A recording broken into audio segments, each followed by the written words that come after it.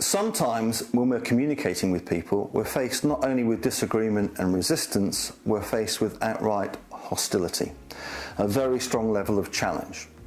So in this situation, we have 3 additional techniques we can use: assertive delay, workable compromise, and negative consequences.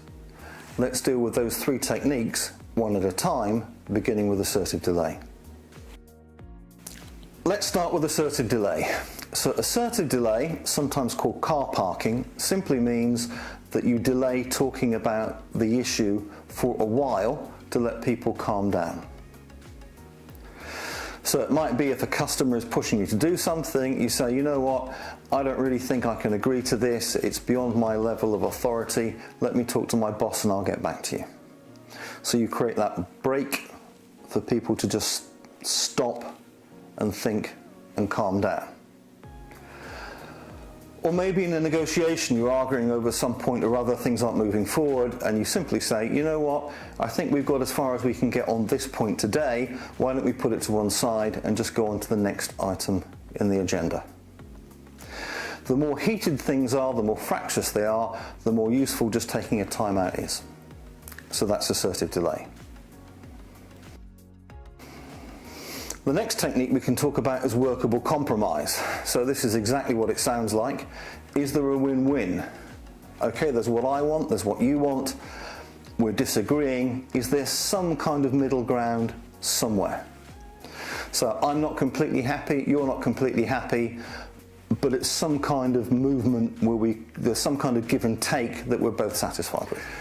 So assertiveness is not about getting your own way. Assertiveness is about speaking up for what you want in a way that's polite to the other person. So hopefully this will allow us to get more of what we want, but it's not a guarantee that we get what we want. And sometimes you just have to shift. Workable compromise is a technique for doing that. Third technique for handling positive hostility is negative consequences. Negative consequences is a very strong method, and essentially what you're doing is threatening the other person with bad things that will happen if they continue to do what they're going to do. This is not something that we relish or something that we prioritise, but sometimes when push comes to shove, it's the only option that we have left. So, if you insist on this particular clause in the contract, then it will be a deal breaker and there'll be no possibility of us reaching agreement. So it's up to you. We either walk away now or you modify your request. So obviously that's quite a strong negative consequence, but it gives you the idea of how it works. You could get a milder one. So for example, you might say, if you're going to insist on this level of pricing, then we won't be able to supply service to you. So you'll have to source service separately, and you'll have to decide whether that's worth it to you or not.